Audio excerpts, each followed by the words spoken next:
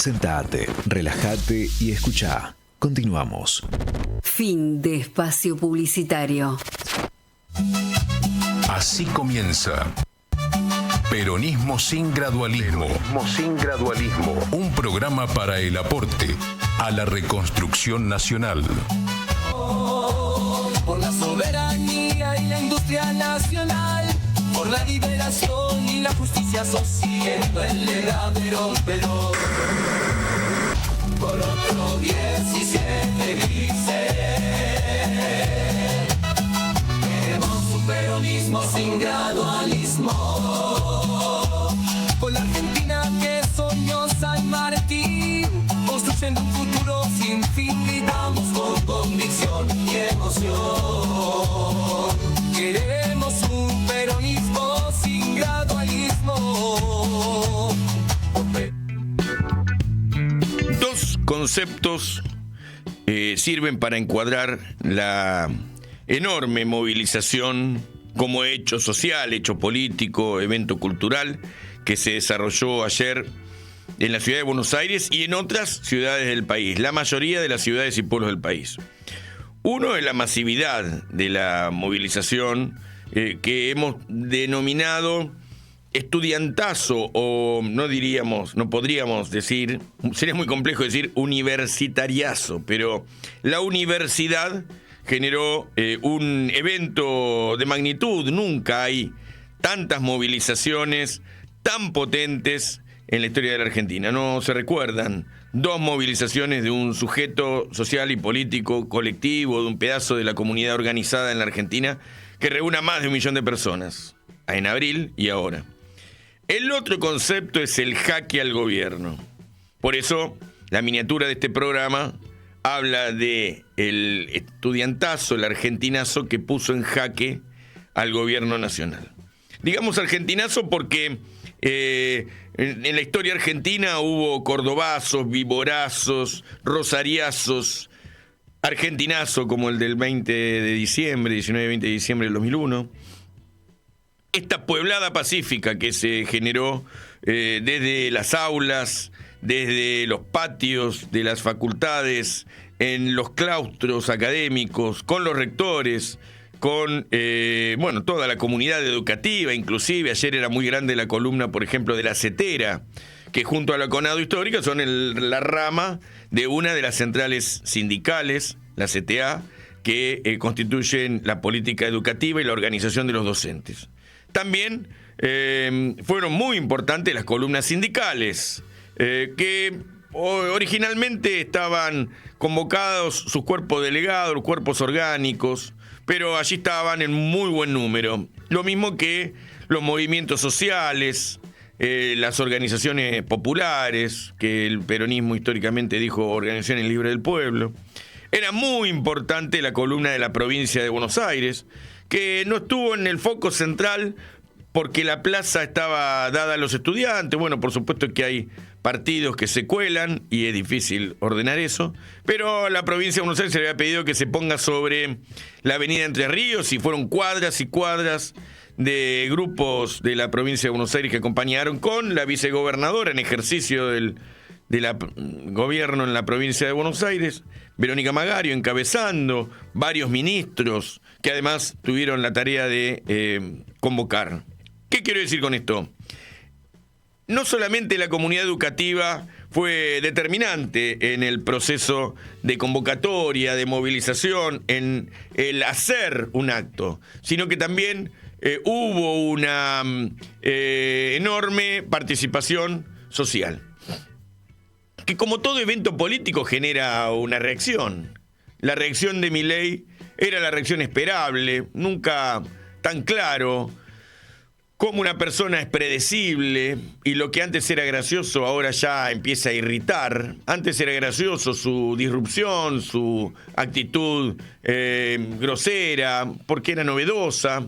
Ya la actitud grosera empieza a ser cuestionada, sobre todo cuando se es grosero ante una enorme cantidad de argentinos y argentinas que se movilizaron, pero además cuando la convocatoria tiene un acompañamiento, un aval de el 70% según las medidoras que hicieron este trabajo antes de la convocatoria, antes de la movilización, con lo cual ahora habría que analizar y veremos cómo reacciona la sociedad que en forma activa fue a la calle o en forma pasiva acompaña la convocatoria de distintos actores sociales con centro en la universidad.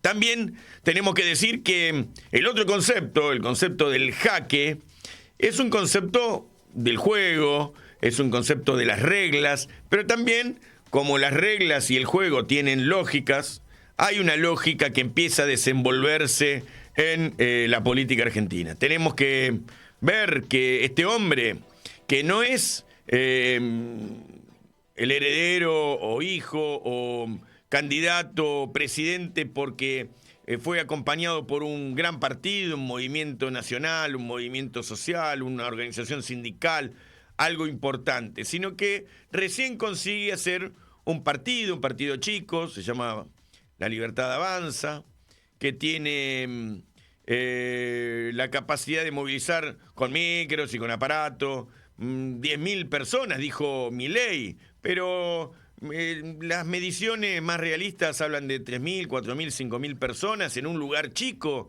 Todos conocemos, alguna vez hemos hecho actos y han reventado siempre el Parque Lezama.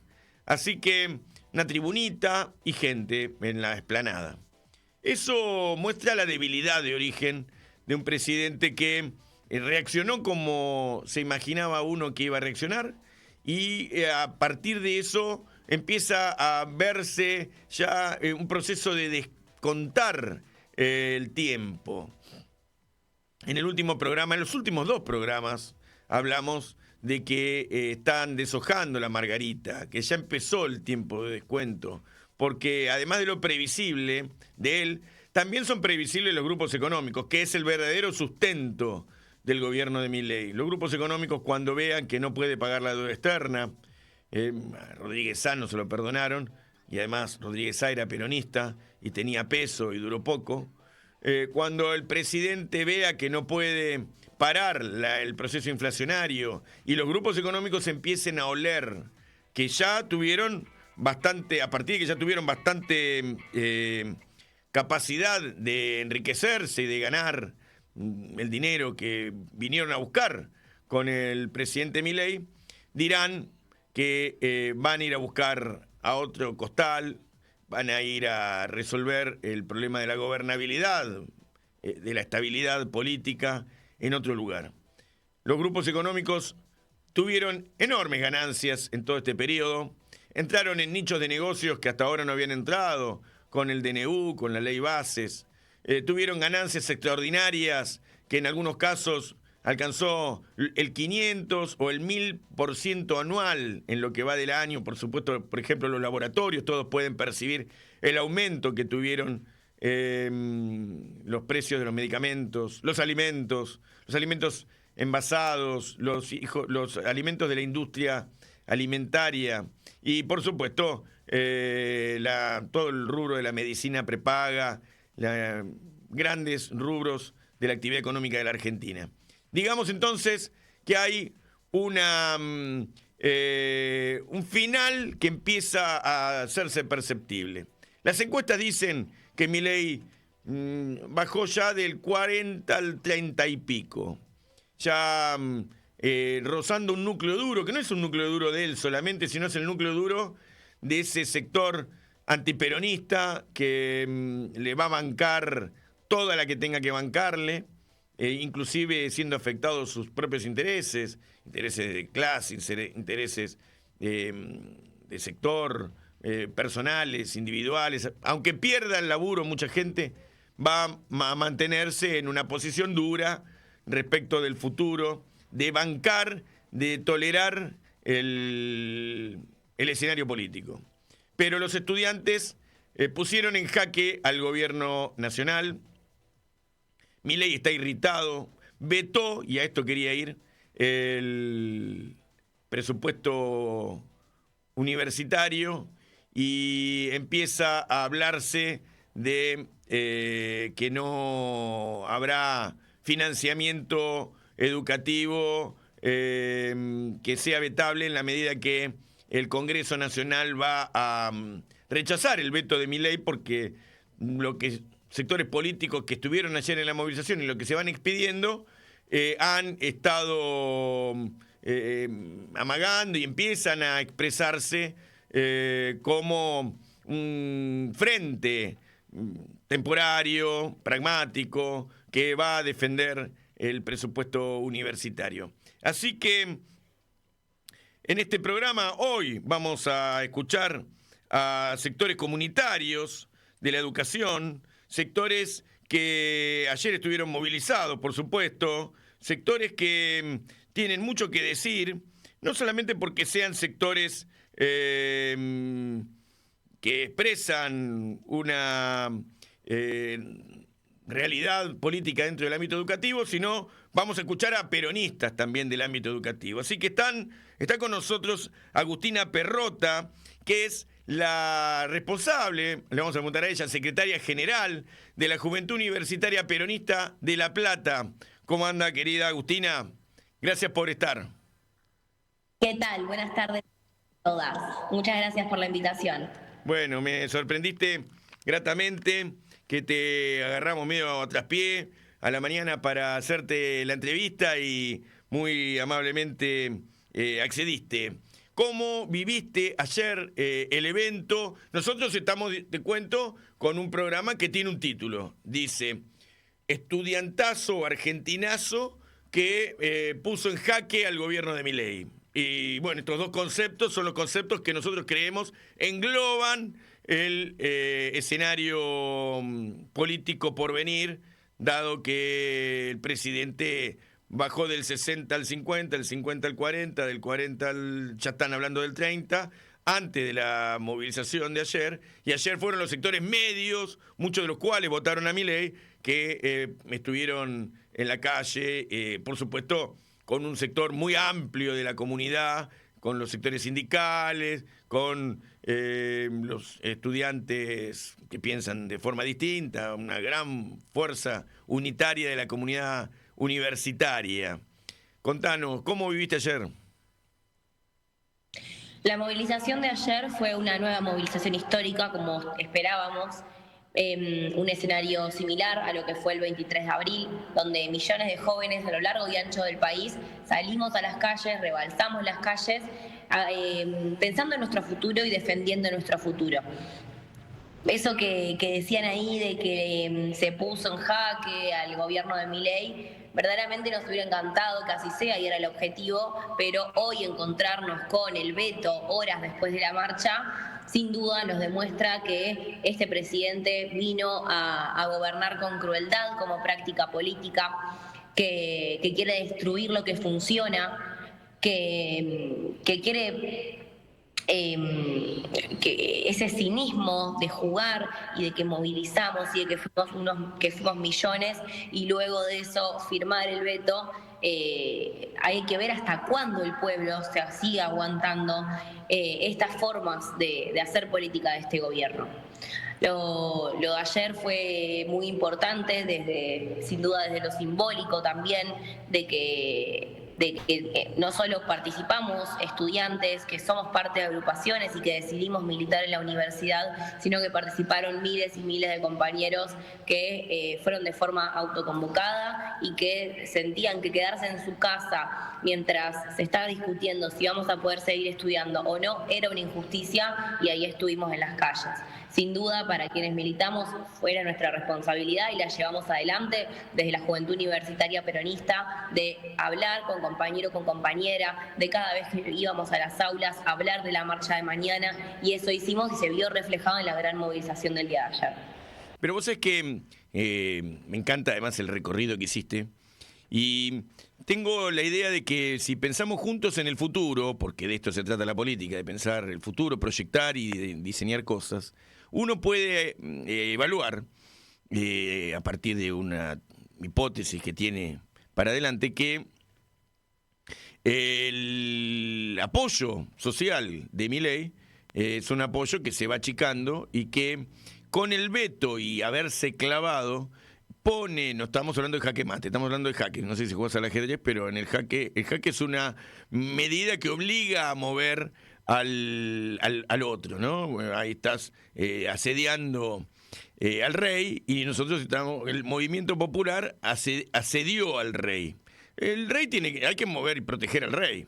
El rey se mueve ahora con una acción que es la de vetar. Pero después va a venir el Congreso y va a rechazar el veto, con lo cual el rey va a estar desnudo desde el punto de vista de que a partir de eso tiene que resolver que lo que tenía pensado de recorte presupuestario y ajuste brutal en todas las áreas de la inversión pública va a tener modificaciones, y eso se lo tiene que explicar al Fondo Monetario Internacional, a lo que Macri decía era el círculo rojo, nosotros decimos la oligarquía, el imperialismo. Esos son tipologías viejas pero más útiles para poder entender la configuración sociológica de lo que enfrentamos. Entonces, nosotros decimos que es un jaque, no un jaque mate definitivo, pero esta apueblada pacífica que se dio en todo el país condiciona el escenario político para adelante de Milei, porque empieza a estar en retroceso. Viste que el hombre, o puede empezar a estar en retroceso, viste que el hombre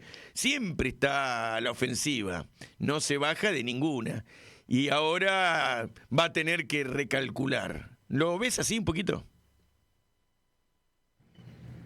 Me gustaría verlo de forma más positiva, como lo veo verdaderamente, porque que haya firmado el veto ayer es una muestra grave de que quiere hacer de cuenta que no le importó la movilización de ayer este presidente, y obvio, que claro. y sí demuestra al pueblo. Sí, y no sí. escuchar es grave en un dirigente político, entendemos. Sí, sí. Después, obviamente que estaremos haciendo todo lo posible, todo lo que está en nuestro alcance para que los senadores rechacen el veto a esta ley. Verdaderamente lo que pasó en diputados para nosotros es una alarma, una ley que se aprobó con más de 2/3 en diputados y en senadores, y luego se vetó, y el veto fue incluso aceptado por quienes habían propuesto la ley. Están pasando cosas sin sentido en nuestras cámaras verdaderamente. Entonces, esperamos que eso mismo no se repita ahora con la ley del presupuesto universitario. Si no le quieren aumentar 15.000 pesos a nuestros jubilados, a nuestros abuelos y a nuestras abuelas, ya no sabemos qué piensan, cómo resolver esto del veto al presupuesto universitario. Lo que sí sabemos es que no nos podemos quedar de brazos cruzados, eso bajo ninguna circunstancia. Más que nunca, toda esta bronca que da, cómo se sigue manejando este presidente, la tenemos que canalizar en militancia, en organizarnos, en volver a rebalsar las calles, en no ser 1 millón, sino en ser 2 millones, porque no podemos permitir que se avance así sobre nuestra universidad. En los últimos tiempos viene aumentando los servicios, la luz, el gas, los alquileres ya son imposibles, aumenta el transporte, aumenta la comida. Y lo único que le hizo al presidente frenar algo fue la marcha del 23 de abril, cuando tuvo que aumentar los gastos de funcionamiento de las universidades luego de esa histórica movilización. Entonces entendemos que tendremos que el escenario del día de ayer repetirlo la cantidad de veces que sea necesario para que aumente lo que falta, que es los gastos de salario a nuestros docentes y nuestros no docentes, porque se ve que los docentes renuncian, se ve que tienen que buscar otros trabajos, y todo eso afecta a nuestra calidad académica. Así es. Me encanta este debate al aire libre. El otro día hicimos una actividad enorme y con los 20 años del Movimiento Octubre, sí hubo también un debate muy piola entre la UTEP y el ministro de Gobierno y nosotros, y al aire, y el peronismo está debatiendo. Inclusive debatiendo hacia dónde vamos y cuáles son los límites del proceso político actual. En general hay un debate en torno de que algunos consideramos que este gobierno se va a terminar rápidamente, que no tiene forma de sobrevivir a sus contradicciones, puede ser antes o después de las elecciones medias, eso ya el destino no lo marcamos nosotros, lo marca el pueblo. Pero también hay otros compañeros que consideran que el proceso va a ser largo, y bueno, todos consideramos que el proceso termine de la manera que termine, va a ser duro. Ahora, lo que es objetivo es que hay un enorme sector de que lo ha votado, que es el sector universitario, o hay gente dentro de la universidad que lo ha votado, que está haciendo una experiencia, ¿no? ¿Vos estudiás qué carrera? Yo estoy en 4º año de medicina. Medicina. ¿Y en tus aulas cómo lo viviste? Todo el proceso de asamblea. Yo he estudiado en la Universidad de La Plata, también soy recibido en la UNLP y bueno, y hoy estoy haciendo un doctorado pero voy los sábados, así que me pierdo los debates en las aulas. Y entonces te quiero hacer a vos la consulta de cómo viviste estos días, que debe ser de un bullicio fascinante. ¿Cuánta gente participa de las asambleas? ¿Qué dicen? ¿Qué posiciones hay?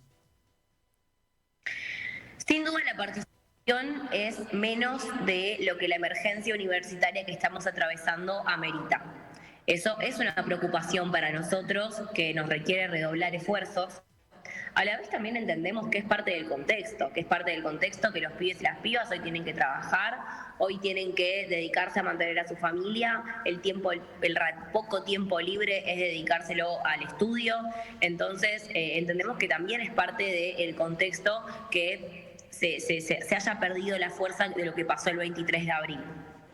Nosotros, yo milito en la agrupación Remediar, en la Facultad de Ciencias Médicas de la UNLP, y bueno, como decían al principio, somos parte de la JUP, la Juventud Universitaria Peronista, y nos dimos fuertemente el trabajo de ir aula por aula a hablar con nuestros compañeros y compañeras. La escucha era absoluta, eso para nosotros es muy positivo.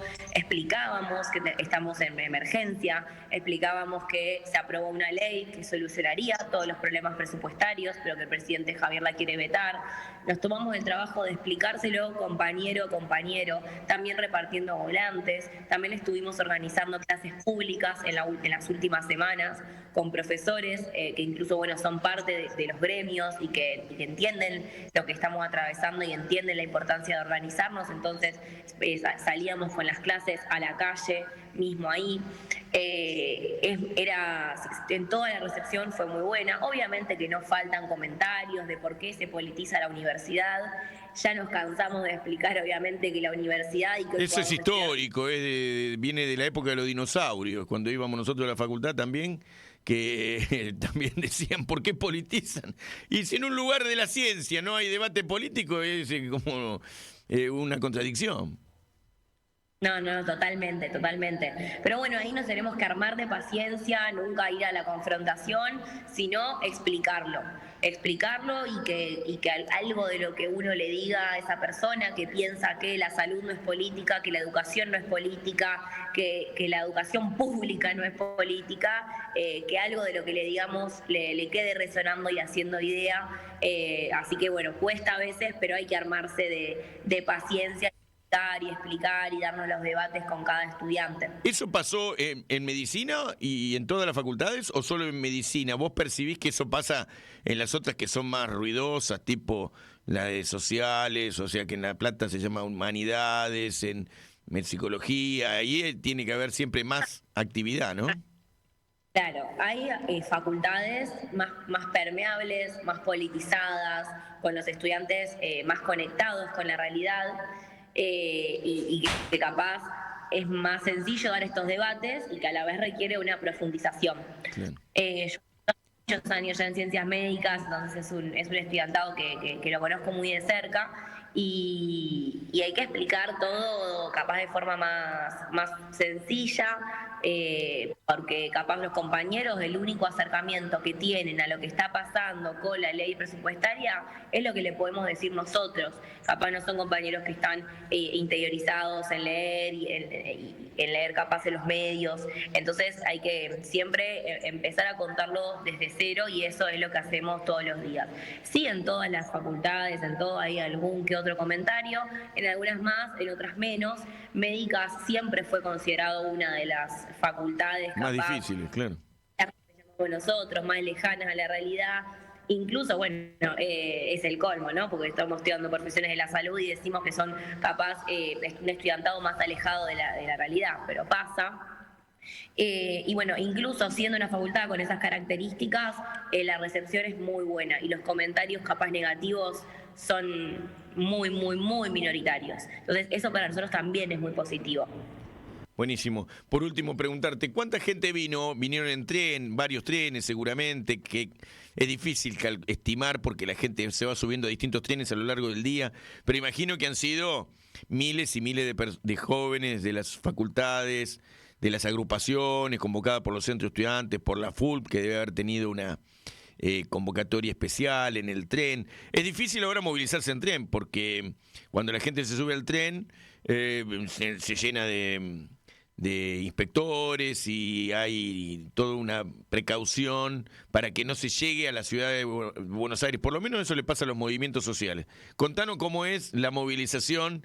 Es la trastienda, es el backstage de las movilizaciones que nunca te lo dicen en ningún medio, y acá que es un medio, un programa de streaming peronista, podemos contar esto. ¿Qué pasa con la movilización de los estudiantes cuando se suben al tren? Sí, nosotros como Juventud Universitaria Peronista de La Plata somos presidencia de la FULP, la Federación Universitaria de La Plata, así que también tenemos esa responsabilidad de que la marcha y todo sea lo más organizado posible.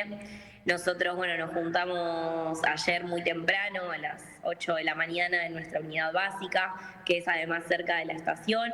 Luego fuimos a la estación, fuimos más de 1.500 compañeros que movilizamos por la FULP de La Plata. Movilizamos, como vos decías, ahí en tren, con mucha alegría, cantando y también dándonos ahí el debate de dónde estamos yendo y de por qué estamos yendo ayer a la Plaza de los Dos Congresos. También es una instancia para aprovechar en ese sentido. Y obviamente toda la movilización con la mayor prolijidad posible, porque la amenaza de represión siempre está. Nosotros movilizamos con sogas incluso para que todos los compañeros y compañeras estén contenidos. Y obviamente con banderas, pero sobre todo con la alegría peronista que nos caracteriza, siempre llevando a Perón, a Evita, a Néstor y a Cristina por delante también, y pensando que en la universidad pública como hoy nos toca a nosotros, así que más motivos para defenderla. Bueno, yo te agradezco enormemente, Agustina, que nos hayas acompañado en el programa. Te vamos a seguir llamando porque el conflicto universitario es algo que va a continuar.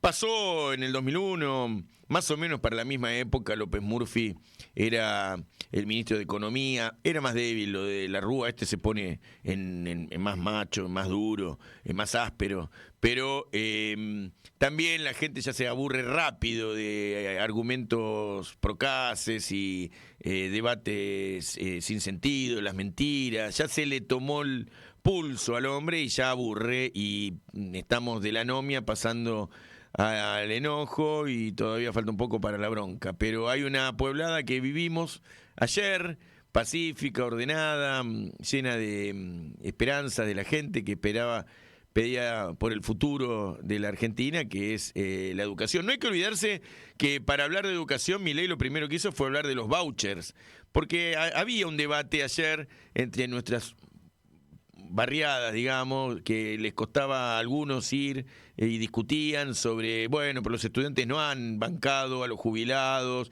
cada vez que vamos a la calle no nos acompañan, y entonces nosotros, trabajando la unidad siempre, planteábamos que no había que olvidarse que Milei había empezado a hablar de la educación no universitaria, de la educación secundaria y la educación primaria, que iba a avanzar con el proceso de achicamiento presupuestario de todo el sistema educativo. Si hay un 30, acá estoy con un licenciado en economía, ahora en el rato que viene vamos a hablar de números, pero recuerdo que siempre es un acumulado entre Estado nacional y estados provinciales de alrededor del 30% de inversión pública, entre ellos un 10, un 15 es el sector educativo, el sector universitario es el menor, educación y cultura en realidad. El sector educativo es el menor, pero ¿dónde tienen que recortar? Tienen que recortar en el futuro y en el futuro inmediato, que son el sector previsional. Son los dos grandes lugares donde hay inversión por parte del Estado Nacional, y entonces ahí tiene que achicar. Y está con lo de previsión, encasquillado con que quiere recortar en los abuelos, los jubilados, y por eso hay represión a los viejos, y con los jóvenes que hacen grandes movilizaciones, todavía no han podido, y yo creo que es una batalla en la que el hombre que está hackeado no va a poder ganar. Pero bueno, eso lo veremos. La próxima vemos cómo sucedió. Estoy seguro que te vas a poner contento si el jaque funcionó. Muchísimas gracias. Un saludo enorme a todos. Un beso grande, gracias.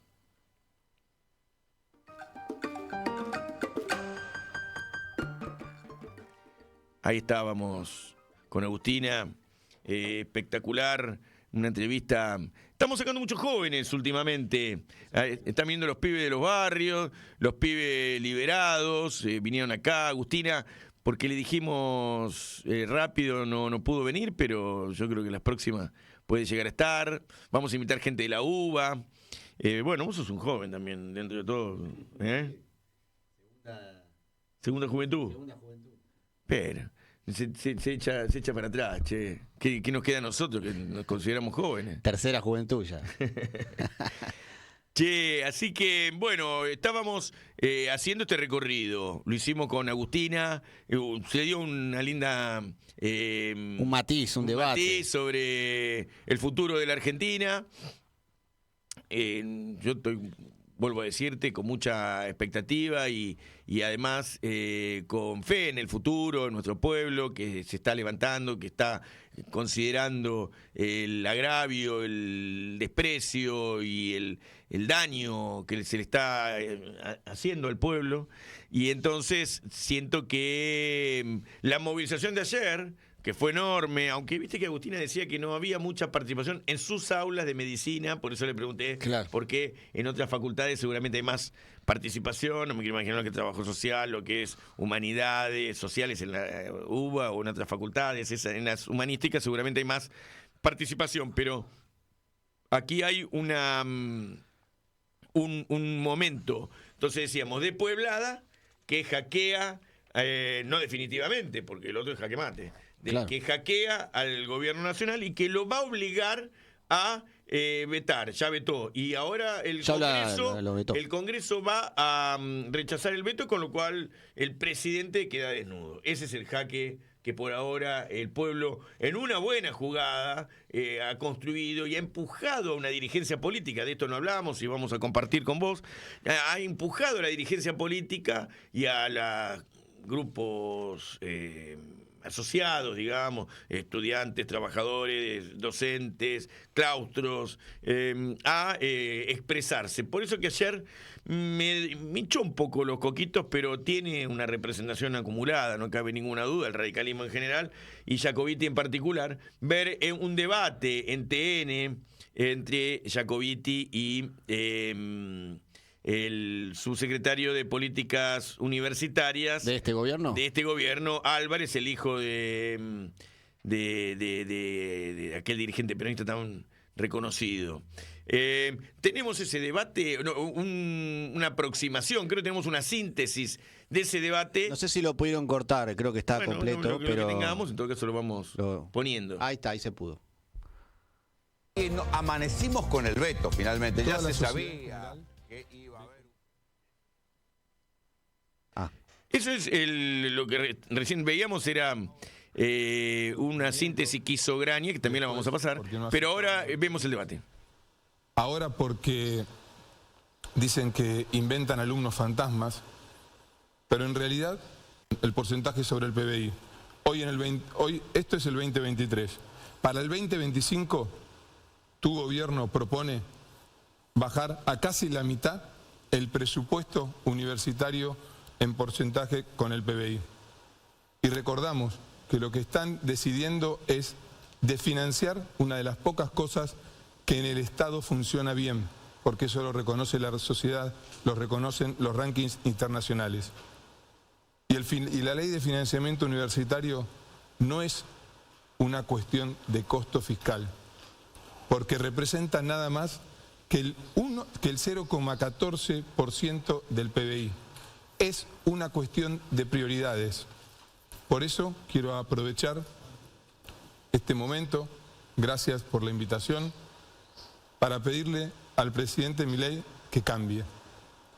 Ya cambió varias veces y lo puede hacer una vez más en estos 10 meses. Que recapacite y que no vete la ley de financiamiento universitario. Bien, ya se cumplieron los dos. Le quiero aclarar una cosa, Emiliano, no lo interrumpí. Habíamos quedado de no mostrar cuadros, así como el que hizo recién. Sí tener papeles. No sabía, me dijeron que no se podían traer filminas, no cuadros. No, pero bueno, se lo aclaramos. Vamos con entonces sus 2 minutos, Alejandro Álvarez. Bueno, aclarando el tema, porque como es la campaña del miedo permanente, como hicieron en el anterior conflicto, apagando las luces de las universidades, cuando estaban perfectamente pagas todas las boletas de luz, me encargué de comprobarlo. Las universidades no se van a cerrar, las universidades van a estar financiadas como están financiadas ahora.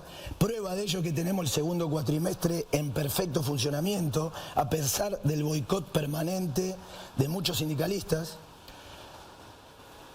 Que se quede tranquila la población, que nosotros vamos a financiar la universidad. Lo que no vamos a permitir es que sea utilizada para fines que no fueron creadas. La universidad se creó para educar, para dar clase, para tener investigadores, para extensión. No se creó para sostener un armado político, como está sucediendo en este momento y como quedó demostrado hoy en la marcha, donde claramente se vio que es el intento de la reconstrucción de un frente contra el gobierno. Bien. Tiene algunos segundos más, no sé si... No, está muy bien. Está bien. Entonces, Emiliano Jacobiti, su minuto de réplica. Alejandro, nos conocemos. Esto no es Twitter. Esto es entre vos y yo. Los dos somos profesores universitarios. Vos estás como subsecretario de Políticas Universitarias en este debate y yo como vicerrector de la Universidad de Buenos Aires. Es importante que digamos la verdad. Esto no es una cuestión de plata ni es una cuestión de transparencia. Es una cuestión de prioridades. El gobierno decidió bajarle los impuestos a los más ricos de la Argentina con un costo fiscal de 3 veces lo que sale esta ley de financiamiento universitario. Y compró aviones de guerra sin ningún conflicto bélico en puerta por el mismo monto que significan el presupuesto de la Universidad de La Plata y de Córdoba juntos. Bueno, me lo comí todo el debate ayer. La verdad que estaba sobregirado con la movilización, pero cualquiera diría, este es un aburrido, a esa hora de la noche mirando un debate entre estos dos aburridos, sobre todo Jacobiti, es muy aburrido. Es como son algunos de ese partido que son aburridos, no se les sale una sonrisa. El otro es un agresivo, el otro es estilo Milei, es de ascendencia peronista. Pero bueno, es el hijo del Gallego Álvarez, que si se levantara el Gallego Álvarez de la tumba, estoy seguro lo saca patada de la casa. Pero es un muchacho que lo único que tiene para decir es chicanas sobre, bueno, ahí estuvo Moreno, estuvo Massa, estuvieron los que generaron la inflación, una cantidad de barbaridades, estupideces, propia de un personaje que lo único que tiene para mostrar es un estilo de la tele. En cambio el otro, aburrido, bueno, pero es el vicerrector de la Universidad de Buenos Aires. La UBA ejerce un liderazgo en el sistema universitario en general. Es diputado nacional y lidera un bloque de diputados del radicalismo que seguramente frene el veto también de Milei. Lo que decía Jacobiti, artículo 27 de la ley de presupuesto que presentó Milei en ese domingo fatídico para él, por el bajo rating que tuvo, es que el Estado Nacional suspende por un año la obligación de destinar el 6% del Producto Bruto a educación, como lo establecía la Ley de Educación Nacional, sancionada en el 2006, digamos. Que por eso explicaba que caía brutalmente la participación de la educación en el Producto Bruto, digamos. Ese 6 es el 6 del Estado Nacional. No hay que olvidarse que, si viene una ley de financiamiento educativo, las provincias ponen mucha plata en su aparato educativo, Sí. porque la educación es de las provincias. Así es. Entonces, ese 6 se convierte en un 10, 11, 12, depende de la provincia, en un acumulado que va entre un 10 y un 15, como decía hace un rato. El componente del presupuesto universitario es muy menor. Es muy menor, 0,14. Y que, bueno, hay un componente 0,14 del presupuesto. Del 0,14 del PBI, Del PBI. es el incremento que implica la recomposición, digamos, de las partidas para el funcionamiento de las universidades, que es lo que está reclamando el sistema universitario, donde el 90% del presupuesto se destina al pago de salario, digamos. Así que lo que discute hoy la Argentina es qué porcentaje del presupuesto se destina a educación, salud, vivienda y qué se destina al pago de deuda o de intereses de la deuda, que son los grandes compromisos que quiere asumir el gobierno argentino. Sí, en el presupuesto, ¿sabes cuánto se destina en educación? Casi el 6% del presupuesto. Claro. Y servicio de la deuda, un poquito más del doble, casi el 12%. Bueno, esa es la discusión. ¿Cuáles son las prioridades, digamos? Además, la deuda tomándola como una falopa, porque vos pagás solo intereses. Solo intereses y comisiones. Crece a 10.900 millones de dólares por mes. Ya está en 88.000 millones de dólares en 9 meses. Y pasó de 370.000 a 458.000 millones de dólares. Este ciclo de ajuste vicioso, de ajuste y endeudamiento, es insostenible. Es insostenible socialmente, como estamos viendo, digamos, porque la marcha de ayer expresó, primero, que fue una marcha federal en distintos puntos de la Argentina, con eje en el reclamo educativo, los estudiantes movilizados, los docentes, pero se han movilizado los trabajadores, los movimientos sociales, los movimientos de derechos humanos. Bueno, en definitiva, es la expresión de que este ciclo es insostenible, digamos. Y está llegando a su fin. Porque además es insostenible en términos económicos, ¿no? Porque va a llegar un momento que no van a poder pagar más. El ajuste va a ser viable socialmente e inviable en términos de poder pagar la deuda. En este partido del ajedrez entre el pueblo y la oligarquía, que juega el rey es Milei, de las blancas, las negras somos nosotros, ese movimiento de pieza que tiene que hacer ahora el rey, tiene que correrse del lugar porque está hackeado, tiene posteriormente otros movimientos. El movimiento popular se va a sentir agrandado porque se tuvo que correr el rey, pasar a una posición defensiva. ¿Viste? Cuando vos perdés la iniciativa, perdés la ofensiva, solo te queda ir defendiéndote y esperando a tener mejores condiciones.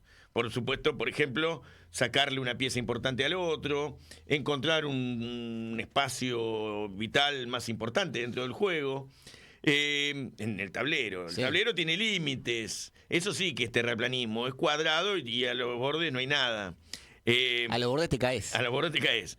Entonces, aquí le va a quedar al gobierno moverse defensivamente y el movimiento popular le va a quedar moverse ofensivamente sin perder piezas de ofensiva, sin perder piezas estratégicas. Con lo cual, si no hay demasiados errores, nos pasa siempre que el radicalismo hoy juega acá, mañana juega allá. Ese es uno de los problemas estratégicos que tiene el movimiento popular. Claro. Hoy lo tenés a Jacobiti, lo ponemos ahí, y en ese partido nosotros nos ponemos del lado de Jacobiti, pero sabemos que es táctico, porque sabemos que el radicalismo hoy no le va a dar el quórum para el asado de los patriotas, pero con el recorte a las jubilaciones se lo dieron y estuvieron ahí, más allá de que quejó Lustó estaba también viendo seguramente este partido.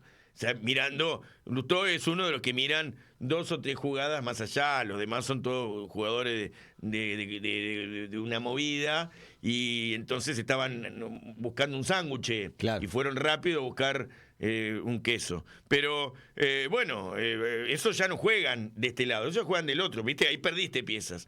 Ahora, no son las piezas del movimiento popular, son las piezas que el movimiento popular utiliza.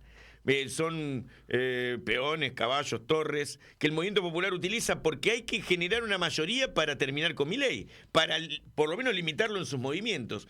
Así que ahora Milei va a tener que moverse defensivamente y la próxima ya empiezan a verlo. Ya quiénes son los que están del otro lado del tablero. Nosotros estamos de este lado del tablero. Del otro lado del tablero está la barra de el Círculo Rojo, los cobradores de deuda, los pocos sujetos individuales y pocos sujetos colectivos que bancan a Milei. Ya está pisando el 30 y pico %, que es un núcleo duro de acompañamiento. Ya las últimas encuestas de ayer y anteayer dicen, pasa que ayer estuvieron ocupadas los medios hablando de la movilización, pero ya ayer hubo deseo, por ejemplo, algunas encuestas serias que ya están pisando el 30, venía del 60, hizo el 50, el 40, ya está pisando el 30. Cuando empieza a pisar el 20, se empieza a terminar este gobierno, este partido. Entonces ya empiezan a hacer movimientos de jaque que van teniendo casi jaque mate, tiene un movimiento solo. La pueblada es una pueblada pacífica que alcanza, porque con tanta gente en la calle, estas puebladas son determinantes, envolventes, son movimientos grandes.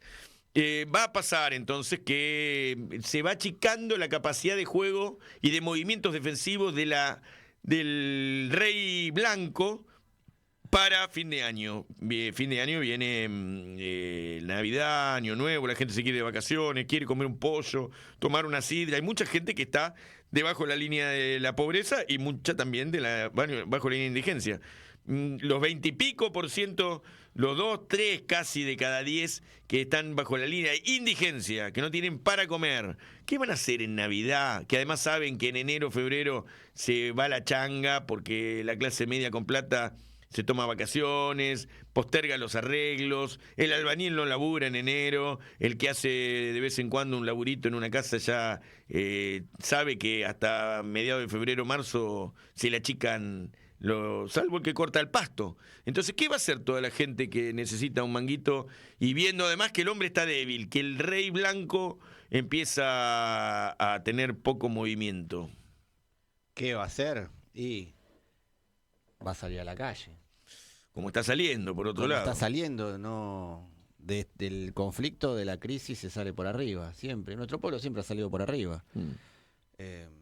Así que vienen momentos de mayor conflictividad social. Lo de ayer expresó, en una semana donde la cifra de pobreza se escaló al 52%, la indigencia al 18%, donde el 66% de los pibes 0 a 14 son pobres en la Argentina, donde Milei hace un acto con 5.000 personas en Parque Lezama, teniendo que pagar micros, pagar para poder llenar un escenario que cualquier organización del campo nacional y popular la llena hoy, teniendo en esa misma semana esta movilización de millones y millones. ¿Vos decís los 10.000 que fueron 5.000 que juntó Milei? Claro, que juntó en Parque Lezama ahí con su hermana, digamos, ¿no?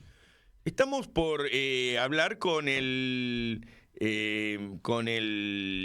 rector de la Universidad del Cruce, Florencio Varela. ¿El Arturo Jaureche? El Arturo Jaureche, el Cruce del Hospital. Del Arturo Jaureche.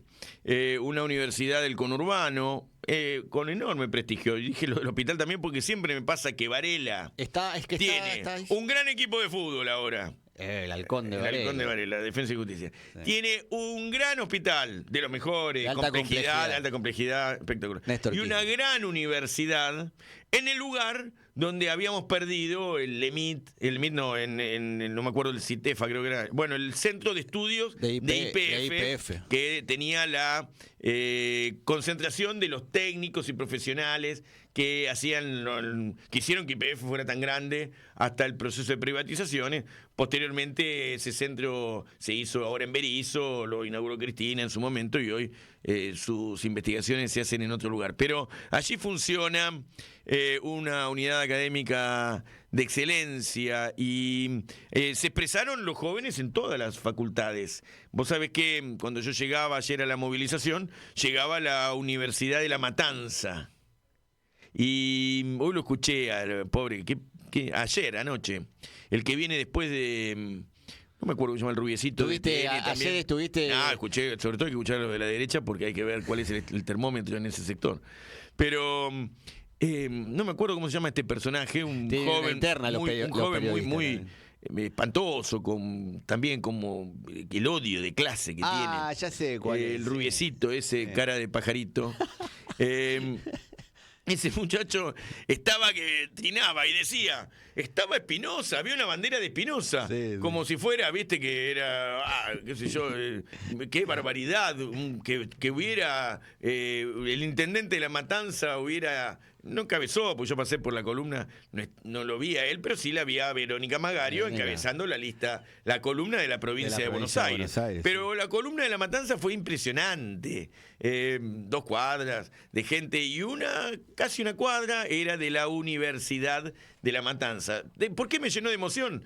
Me gustó que hubiera una columna obrera, popular, compañera que iba cantando cosas y la universidad atrás, porque para venir a La Matanza tenía que venir en micro o en tren, pero vinieron todos juntos, los jóvenes de los barrios y los jóvenes universitarios. Estamos entonces con... tiene reunión, así que no vamos a poder hablar con Arnaldo Medina. Seguramente en un rato podamos conectarnos, como dicen, acá me están diciendo de la producción.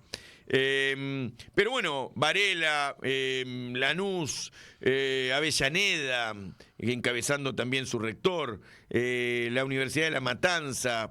Bueno, recién escuchábamos a la histórica Universidad de La Plata, ¿no? Pero muchas universidades del Gran Buenos Aires se volcaron también a la ciudad de Buenos Aires y se mezclaron con los jóvenes de la UBA, que naturalmente es una de las principales academias del mundo. Sí, mira, hoy salió un informe donde declara a la Universidad de Buenos Aires como una de las 10 mejores universidades del mundo. Está entre las mejores 200, hay 20.000 universidades en el mundo, está entre las primeras 200, pero está en las primeras 10. Sí, varias universidades de la Argentina ranquean arriba en el mundo. Y vos decías, las universidades de Gran Buenos Aires, hay lo que llamamos el conurbano, hay 15 universidades nacionales en el conurbano, donde fueron emergiendo en los últimos años las primeras generaciones, digamos, de hijos de obreros, digamos, de laburantes universitarios. Ayer se vio mucho piberío, muchos pibes que venían de las universidades nacionales de Gran Buenos Aires, la Arturo Jaureche, la UNPAS, la Universidad de Avellaneda, Moreno, Lanús, como bien decía, la Universidad de Quilmes, que cumplió hace poco un nuevo aniversario, bueno, donde además se desarrollan centros de investigación que aplican el conocimiento científico a la realidad del territorio, que ese es un debate también, Gastón. Acá se está discutiéndolo, bueno, no le pude preguntar a la compañera, pero hay una discusión que tiene que ver con la presupuestaria, vamos a decirlo así, guita, porque para que funcionen las universidades lo primero que tienen que tener es plata, o el sistema educativo en general, y que tiene que ver con el pago a los docentes, el funcionamiento operativo, etcétera. Ahora, se hablaba de esta idea de la movilidad social ascendente, el mecanismo más efectivo de movilidad social ascendente en la Argentina, etcétera. Pero tenemos que discutir cuál es el rol de la universidad en un proyecto de nación. Bueno, no sé si te acordás, en el anterior acto de los universitarios hicimos un informe de la Universidad Obrera Nacional del Peronismo y de la Universidad de Massachusetts, del MIT, porque, bueno, siendo dos modelos distintos, naturalmente y claramente distintos, que son contemporáneos porque nacieron más o menos en el mismo tiempo, expresaron dos momentos del desarrollo muy importantes, el de Estados Unidos y el de la Argentina. Universidades tecnológicas que desarrollan conocimiento a partir de la estrategia productiva de la nación. En el caso de la Universidad de Massachusetts, es una universidad que, si bien no es estatal, todas las líneas de investigación y por ende todas las áreas de conocimiento en que se desenvuelve el MIT son financiados por el Estado norteamericano, con lo cual los liberales, cuando nosotros mostrábamos números y trabajábamos esa cuestión, que lo vamos a hacer posteriormente en las próximas entregas sobre la cuestión universitaria, vamos a hablar de que Estados Unidos, Canadá, los principales países que han tenido ciertos milagros productivos, lo han hecho sobre la base de vincular el desarrollo del conocimiento con la estrategia productiva de cada uno de los modelos de acumulación. Por supuesto, habrá pasado igual en la Unión Soviética, la Rusia actual lo hará así, los chinos. La universidad no está escindida de los procesos de desarrollo de cada uno de los países, donde está la producción dentro del proceso de desarrollo.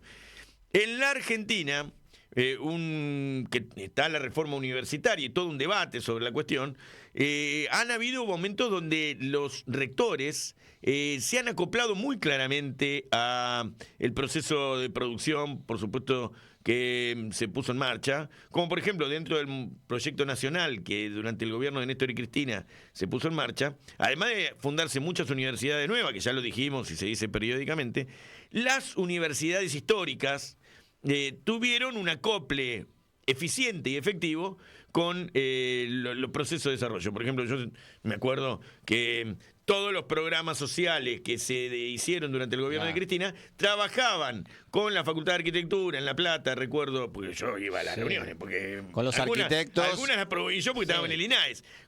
Vos te acordarás, con los arquitectos hicimos casa, hicimos vereda, hicimos... Con los contadores, con los balances. Entonces la universidad ayudó a la incorporación de mucha gente al trabajo, pero además generó procesos productivos que tenían que ver con el diseño industrial de la Argentina. Por ejemplo, recuerdo el Tronador 2 en las aulas de la Facultad de Ingeniería.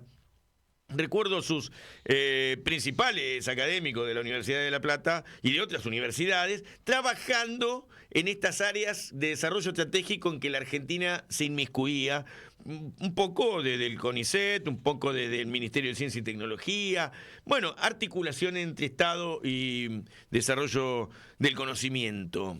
Vamos a, ya que nos metimos me parece que fuimos a fondo, a ver un video, creo que está, si no me equivoco, que el de la Universidad Obrera Nacional, porque ya habiendo pasado por el caso de la Universidad del conflicto actual, me parece que el general Perón nos espera para decirnos lo que él hizo durante el gobierno del 45. Viene del futuro y nos dice viene del futuro. ¿Qué hay que hacer? Y se hizo la conquista más grande, fue que allí la universidad se llenó de hijos de obreros, donde antes estaba solamente admitido el oligarca. Porque la forma de llevar al oligarca es poner altos aranceles, entonces solamente puede ir el que los paga. Nosotros suprimimos todos los aranceles. Para la universidad no había ni derechos de exámenes ni nada, era gratis, totalmente gratis, el Estado pagaba eso. De manera que tanto el pobre como el rico podía ir. Bueno, escueto el video del general Perón. Nos dice, primero, atender una categoría sociológica, oligarca. Atender, ya que estamos hablando de la universidad, el hombre pone una categoría válida, correcta, la única posible para analizar ciertos fenómenos. Viste que Milei nos puso una categoría a propósito. Todas las categorías son políticas, por supuesto, todos los conceptos se producen en el terreno de la filosofía, pero también en otras ciencias. Hay otras ciencias que fundan conceptos. En el caso, por ejemplo, de la casta, en algún think tank, en algún espacio de reflexión del dominio, de la política del dominio y de los grupos económicos, han definido, para salir del concepto de oligarquía, que es donde nosotros ponemos el énfasis, nosotros hablamos de oligarquía e imperialismo, que son dos categorías correctas para definir a los grupos económicos concentrados y la relación con los estados, que hoy se analizan desde el punto de vista de geopolítica y las relaciones internacionales, con los estados que son imperialistas porque buscan crecer en influencia y en territorio. Así que oligarquía e imperialismo existen como tal cosa. El general Perón los menciona periódicamente, sirve decirlo de esa manera. Y lo otro es que dice, los hijos de los oligarcas podían ir. Esa entrevista dice, tiene un número, no me acuerdo, poner 15.000, 10.000 personas podían ir a la universidad. Cuando nosotros, ¿para qué íbamos a hacer una universidad? Invertir en una universidad para tan poca gente. Entonces dice, rompimos el arancelamiento y hicimos una universidad gratuita para que vayan, creo que dice en ese momento 5 o 6 millones de estudiantes. Esa misma entrevista más larga. Entonces, la gente pudo ir a la facultad, porque la reforma universitaria nos dio claustros, nos dio autonomía. La del 18, decís vos. La del 18, la que reivindica mucho la academia en general. La autonomía. La autonomía universitaria con concursos, claustros, etcétera, que se escinde de la dirección política. Claro, el autogobierno. El autogobierno, que consigue una cierta autonomía, no autarquía, porque no genera recursos económicos, depende del Estado Nacional. Es autónoma, pero depende del Estado Nacional. Ese es el debate que se dio anoche y que Jacobiti no supo defender bien con Álvarez, el hijo del gallego. El galleguito. El galleguito. Y entonces ahí tenemos que no hay ningún peronista hablando de esto, porque un peronista, el galleguito Álvarez ya no es peronista y Jacobiti es radical, tiene que poder decir que con la autonomía se conquistó la capacidad de moverse a pesar de las dictaduras militares, a pesar de los proyectos oligárquicos que quieren meterse en los programas, etcétera, el autogobierno que busca tener desarrollo y pensamiento científico, aunque eso tiene que ver con la política, no es inocente, pero también tiene que aparecer la idea de que el arancelamiento no lo conquistó la reforma universitaria del 18, lo conquista la reforma universitaria que se pone en marcha en distintos procesos en los años 40 y 50. Y entonces, y termina esa reforma universitaria con la Universidad Obrera Metalúrgica, Nacional. La UON, que es con N final, no es con M. Que después la fusiladora le cambia el nombre y le pone Universidad Tecnológica Nacional. Claro. Y le da cierta también viso de autonomía, en ese momento estaba intervenida, pero le va quitando el poder que tenían los trabajadores sobre la academia, en este caso. Porque vos sabés que para entrar a la UON tenías que ser afiliado a la CGT y obrero. Mirá. Obrero industrial, obrero, o sea, que tuviera que ver con las carreras que se daban. Claro. Entonces, y los turnos eran todos nocturnos. Porque el pibe que iba a laburar tenía que poder después cumplir con la posibilidad de trabajar a la noche, estudiar a la noche. Entonces, eso era importante porque era una universidad solamente para obreros. No entraban los hijos de la clase media, de la pequeña burguesía, o si a lo mejor había algún mecanismo, pero tenía que ser a través de las organizaciones gremiales, organizaciones sindicales, que eran las que eran representativas del sector del trabajo, ¿no? Claro. O las cámaras empresarias. Claro, fue uno de los elementos centrales del primer plan quinquenal de Perón, año 49, cuando elimina los aranceles a la educación superior y pasa a ser de un privilegio a un derecho, como decía vos, y implicó un ingreso masivo de los hijos de los obreros que además eran trabajadores al sistema educativo. En la gran reforma universitaria. Tal cual. Se habla de la del 18 y no se habla de la del 49, es una cosa bueno, loco. porque hay que complementarla. Nosotros tenemos que tener una visión integral de las cosas. En el 18 se consigue la autonomía universitaria y los concursos, los claustros, perfecto. Y con el plan quinquenal, que es cuando la única vez que el Estado planificó su economía y tuvo un gran desarrollo científico, tecnológico, hicimos trenes, barcos, aviones, etcétera, puso al sistema educativo dentro de la autonomía, respetando la autonomía universitaria, en la estrategia de producción, en la estrategia nacional. Completó algo lo que había impulsado Irigoyen, digamos, en parte. Claro, no Irigoyen porque fue producto de las luchas solamente donde el irigoyenismo, por supuesto, avaló posteriormente, pero fueron luchas de los estudiantes. En la Argentina fue específicamente en Córdoba se dieron grandes luchas, toma de la universidad, etcétera, pero también en América Latina. Claro. Ahí, por ejemplo, la experiencia de Vasconcelos, un hispanista revolucionario. Nosotros hemos mencionado varias veces a Vasconcelos en México, un hombre que ha tenido una visión completa, como la de Hernández Arregui, un revolucionario, estudiante mexicano que, bueno, dio importantes notas para la revolución, su revolución contemporánea. Y entonces decimos, también en Cuba hubo, en la Cuba previa de Fidel, prerevolucionaria, hubo un gran movimiento impulsado por los socialistas y el Partido Comunista. Hubo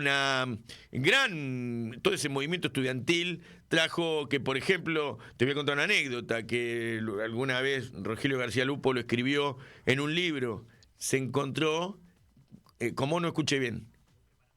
Ah, perfecto. Muy bien.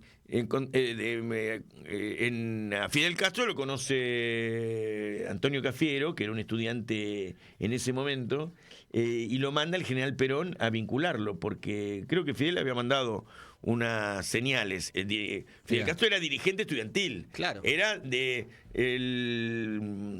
movimiento estudiantil cubano que había ido a Venezuela a un encuentro de estudiantes de toda esa interacción de movimientos estudiantiles que habían quedado posteriormente a las revoluciones, insurrecciones y conflictos de los movimientos estudiantiles en toda América Latina. Y entonces había una federación universitaria o una articulación universitaria que se reunía en Venezuela, y entonces el general Perón manda a ver a Fidel. Y Fidel tiene los primeros apoyos, seguramente económicos también, de un general Perón que buscaba construir un proceso revolucionario en toda América Latina. Después viene la influencia soviética en el movimiento nacional popular que se dio en Cuba posteriormente a que Fidel fue preso, etcétera, ¿no? Pero bueno, es otra historia. Estamos hablando de los estudiantes y también de los claustros. Hablamos de la reforma universitaria y de la universidad peronista. Y la universidad peronista tiene la etapa de la UON, la etapa de la reforma universitaria que se dio entre el 45 y el 55, pero también la reforma paulatina, periódica. Como diputado me tocó votar algunas nuevas unidades académicas y nos enorgullecen algunas del Gran Buenos Aires y del interior del país. Aquí estamos con Arnaldo Medina, rector de la Universidad de Florencio Varela. ¿Qué tal, Arnaldo? ¿Cómo andás? Hola, ¿qué tal? ¿Cómo estás, Gastón? Un gusto. Un gustazo, che. Te queríamos consultar, sé que estás en reuniones, pero nos interesaba hablar con un rector. No siempre uno puede hablar con un rector ante un medio, más con la orientación política nuestra, que no lo hacemos a propósito para poder escuchar nuestras propias voces. Así que te queríamos consultar a vos, que bueno, nos hemos conocido también como estudiantes. Queríamos preguntarte cómo es que vivió la Universidad de Florencio Varela en sus claustros el proceso de construir la movilización que se dio ayer, que supongo tendrás también un análisis en torno del impacto que tiene en la política argentina. Sí, mira, justamente uno de las dimensiones para analizar es nuestra comunidad universitaria, ¿no? Uh-huh. Es decir, obviamente tiene un impacto en la comunidad universitaria. Las universidades somos formadores de comunidad, ¿no? Y que es una comunidad académica, una comunidad universitaria con todos los actores, ¿no?, sociales que están adentro de la universidad, pero los bordes son difusos, ¿no? Porque la universidad tiene una inserción en la sociedad, sobre todo en el territorio donde está implantada la universidad. El impacto es fuerte porque, estamos muy movilizados, ¿no? Es decir, el otro plano de análisis es el sistema universitario, ¿no? Ajá. Y en realidad, obviamente existe un un trade-off, un traslado de un plano a otro, ¿no? Del plano más de nuestra comunidad y del sistema universitario, porque integramos otra comunidad, digamos, que es toda una más grande. Y en realidad eso funciona así, ¿viste? Es decir, las universidades creo que somos un ejemplo a nivel nacional de cómo podemos abordar nuestro presente y nuestro futuro en conjunto. El Consejo Interuniversitario Nacional lo integramos rectores de distintas procedencias, distintos orígenes, sin embargo es un ámbito muy constructivo, y hemos podido llevar adelante iniciativas muy importantes. De hecho, tenemos ya hace un par de años un conjunto de iniciativas que los llamamos los 7 puntos, que promueve transformar el sistema de educación superior de nuestro país, obviamente con gradualidad, ¿no? Pero trabajando en una serie de reformas muy importantes. Después cada uno las lleva a su comunidad con las particularidades que tiene cada comunidad y tratamos obviamente de mejorar nuestra calidad educativa, de tratar de adaptar las universidades a la sociedad que nos toca vivir hoy en día, ¿no? Todos sabemos que a veces las instituciones nos quedamos un poco atrás, hay una velocidad de cambio muy fuerte en la sociedad y las instituciones siempre vamos un poco de atrás. Por ejemplo, te doy algunos títulos, ¿no? Carreras más cortas,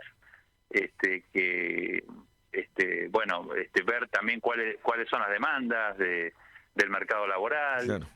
Trabajar en sistemas que dé más libertad, ¿no? Se habla tanto de la libertad, ¿no? Es decir, bueno, que puedan tener más libertad los estudiantes, que son la razón principal de ser de nuestras casas de estudios, que tengan libertad para poder decir en sus trayectos, bueno, elijo hacerlo de esta manera o de esta otra, claro. Que puedan también, ¿por qué no?, parte de su trayecto hacerlo en otra universidad o en otro sistema que no sea el de educación superior y que tenga los créditos para que se lo reconozcamos. Es decir, que cada uno llegue de una manera distinta de acuerdo a sus necesidades, su propuesta. Y en esto estamos trabajando muy fuerte. Mira, yo te doy un ejemplo aquí en nuestra comunidad universitaria más cercana, con la Universidad de Quilmes, de Avellaneda, de Almirante Brown ahora, de Lanús. Nosotros estamos trabajando en un sistema de intercambio, ¿no?, con las universidades, es decir, de movilidad estudiantil, en el cual ofrecemos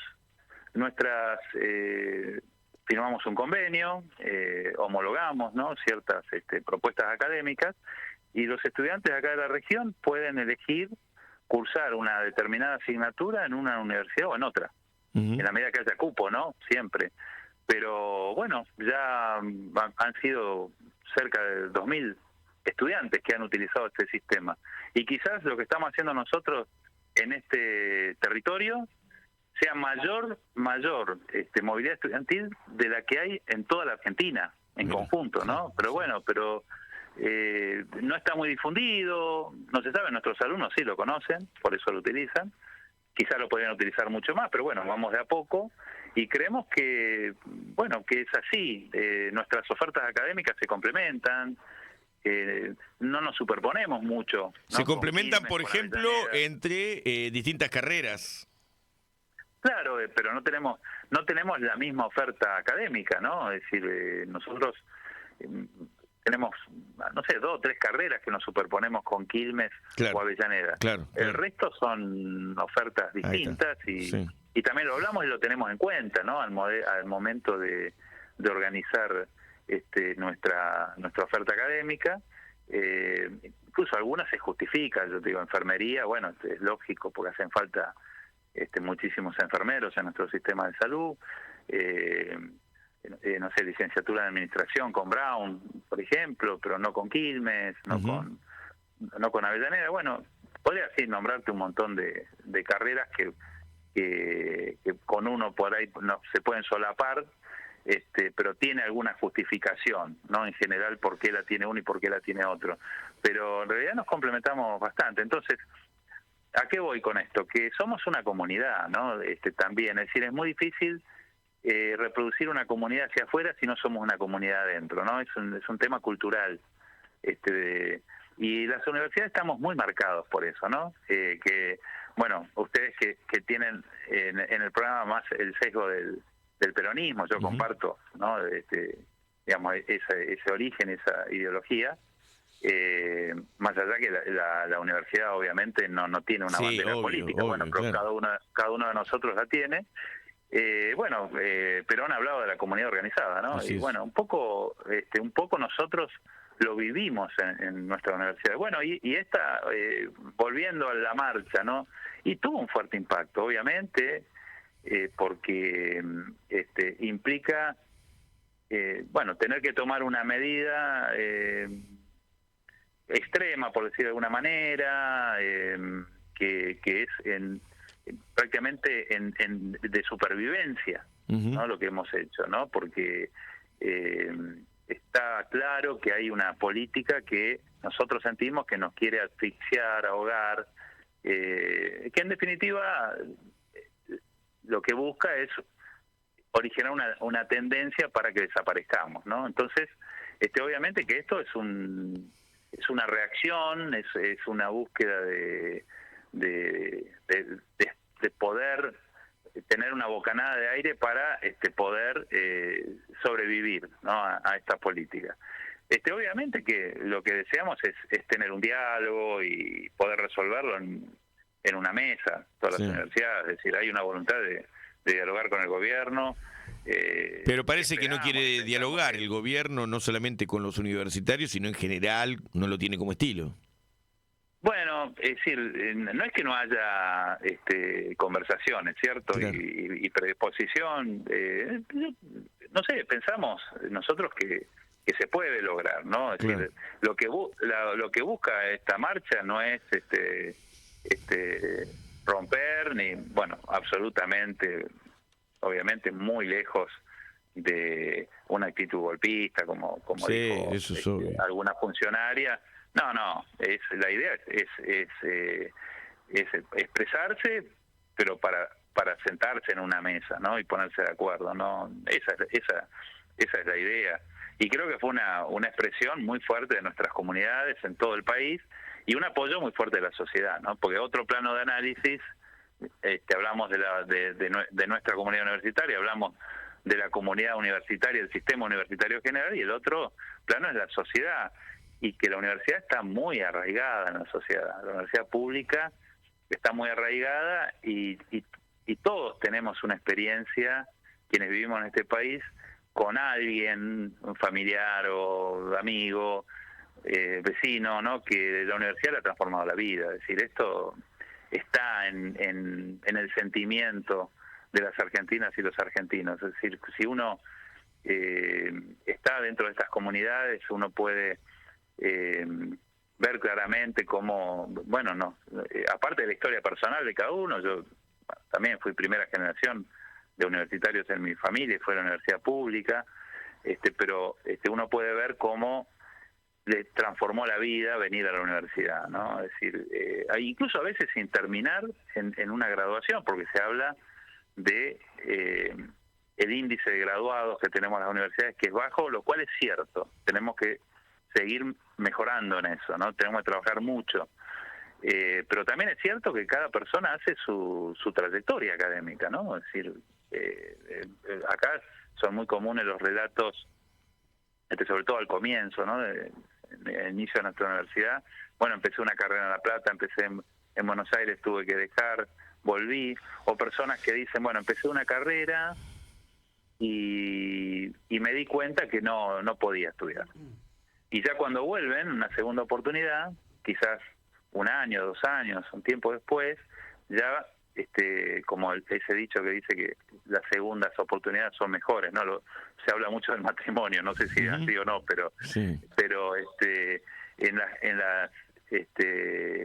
las carreras sí, la experiencia a mí me dice que las personas que regresan ya vienen con una estrategia, ¿no? De cómo van a afrontar lo que significa la vida universitaria, que es un cambio muy fuerte en las vidas de las personas, y a veces, bueno, tienen que arreglar sus cuestiones laborales, familiares, ¿no? Tenemos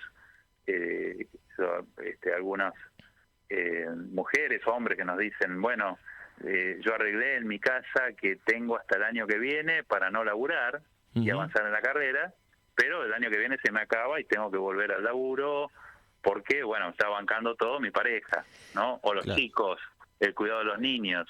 Y bueno, hay, son esas estrategias que, bueno, llevan que cada persona tenga una trayectoria distinta. En un momento donde todo se cuenta en términos de costos y beneficios, decir que inclusive el impacto positivo que tiene en el caso de un universitario incompleto, desde el punto de vista de adquirir un volumen cultural, conocimiento, experiencia, roce, es único. Es solo la universidad, no te lo da un club de amigos, ser socio de un equipo de fútbol o otros ámbitos de lo público. La universidad te da otro roce y a la vez, aunque no termines, y a la vez, por supuesto que el título es la culminación de un proceso de adquisición de conocimiento. No, por supuesto. Sí, pero hay por supuesto, una experiencia vital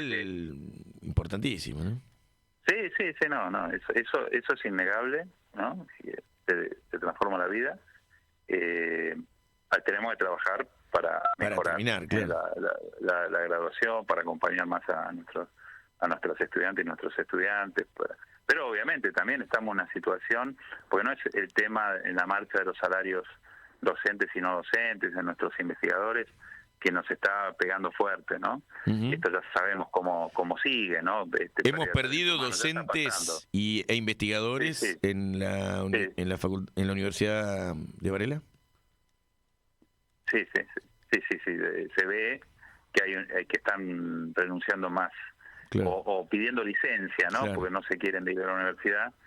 Más docentes en este último cuatrimestre se está notando, y también lo que estamos viendo, obviamente que después se reemplazan, pero bueno, no es lo mismo alguien nuevo que quien ya viene con una experiencia y un trabajo dentro de la universidad. A veces se arman equipos también.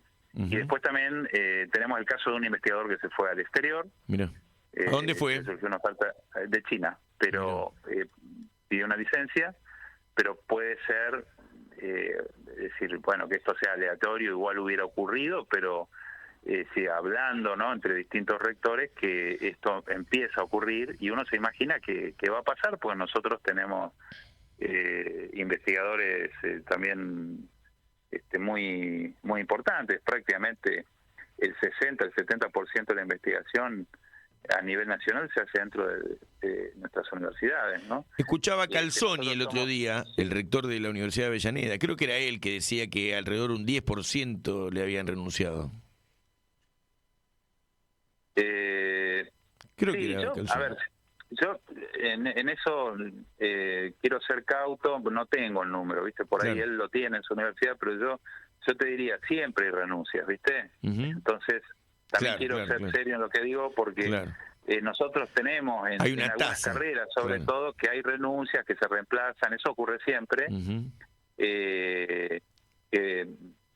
No sé, quizás ¿viste? Todos los años un 2, un 3% cambia, aparte tenemos jubilaciones, pero sí se nota, digamos, esto te lo puedo asegurar, que hay más pedidos de licencia. Yo estamos construyendo el dato, en algún momento lo vamos a tener, pero sabemos que esto ocurre, esto va a ocurrir. Yo te puedo decir, no docentes, por ejemplo, en este mes tengo 3 pedidos de licencia que piden por un año, tienen dentro del convenio colectivo la posibilidad de hacerlo, se van a trabajar a otro lado. Ya después, para más de un año, tendría que ser algo de mayor jerarquía.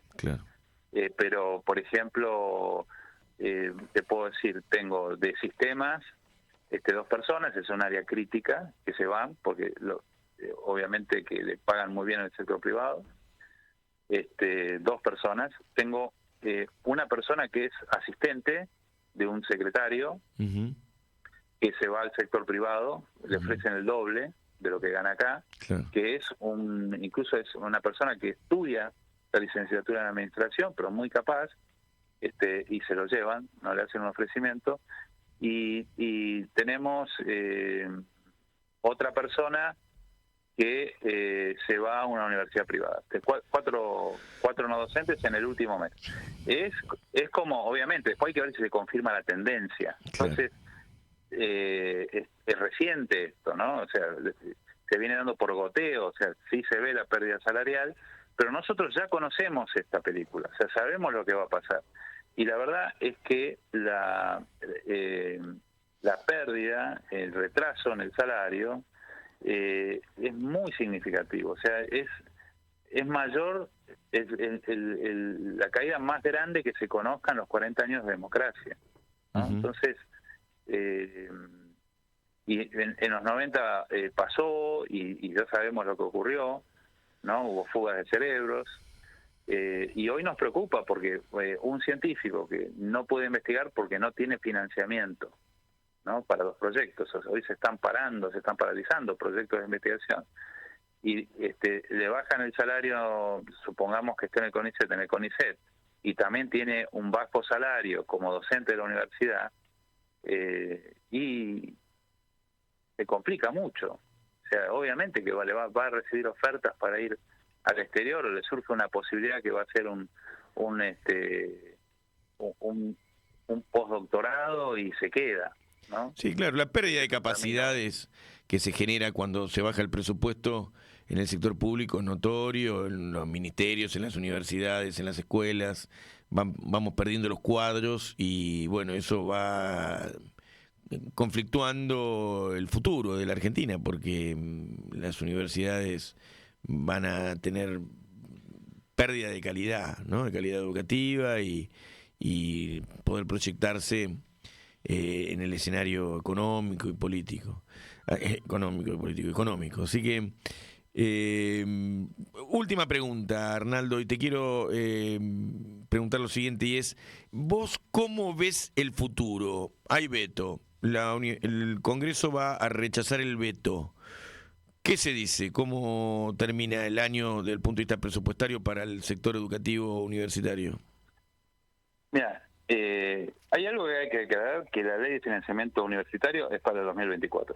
No tiene implicancia en los años siguientes. Obviamente dejó antecedentes. Así es. Entonces esto es importante porque el impacto sería limitado, son los últimos meses del año. Así es. Recuperar algo, pero obviamente que a nosotros nos interesa mucho que eso quede el antecedente, pero también está el presupuesto del 2025, ¿no? Supuestamente, si está la ley para el año 2024, se tendría que trasladar en la ley de presupuesto, porque fue votado por el mismo Congreso. O sea, no puede proponer el Congreso un presupuesto inferior al que votó para este año. Ahora, tiene mucho apoyo, ¿no? Es decir, bueno, se dieron expresiones políticas que acompañaron, algunos medios las criticaron, pero yo creo que, bueno, es lo que se está hablando, ¿no? Es decir, quién apoya y quién no. Es decir, así como hay alguien que dice voy a vetar, está bueno también que de la política se dice no, nosotros apoyamos la ley de financiamiento. Es decir, hay que redoblar, hay que decir, estaría bárbaro que todos esos dirigentes políticos fueran juntos. Salieron algunos medios a criticar que había dirigentes políticos que, es decir, yo puedo estar en desacuerdo con muchos o no, pero que apoyan este camino. Y después está claro que el gobierno busca también alianzas y expresiones en contra, así que bueno, más allá de esto, tiene mucho apoyo político. En el Senado ya salió la ley con más de los 2/3, así que sería lógico que se ratifique. Cuando regresa al Senado tenía más de los 2/3, y en diputados no llegó a los 2/3 la sanción, pero bueno, también faltaban diputados, y lo que se discutía era la sanción. Ahora es ratificar lo que ya se sancionó, y bueno, allí pareciera que podría tener apoyo suficiente la ratificación. Obviamente que lo que se ve también, y uno puede anticipar que el gobierno va a tratar de que esto no ocurra y va a tratar de, como lo hizo con el caso de las jubilaciones, de tentar a diputados con no quiero hacer ninguna expresión que a mí no me corresponde, ¿no? Porque tampoco voy a No, pero podemos decir nosotros perfectamente esto de los patriotas que fueron con la previsión social, alguno puede seguir siendo patriota. No, y obviamente que las universidades vamos a hablar con los diputados, lo estamos haciendo, vamos a pedirles el apoyo, cada diputado